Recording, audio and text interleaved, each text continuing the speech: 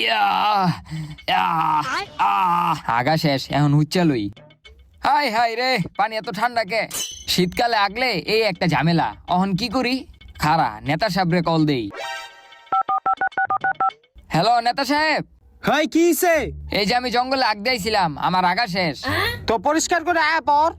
আরে পরিষ্কার যে করমু, পানি তো অনেক ঠান্ডা, হাত দা ধরনি যেতেছে না। তো শীতের দিন পানি তো ঠান্ডা থাকবই, এটা লইয়া কি আমারে ফোন দেওয়া লাগে? আমি কি করবো এই জায়গায়?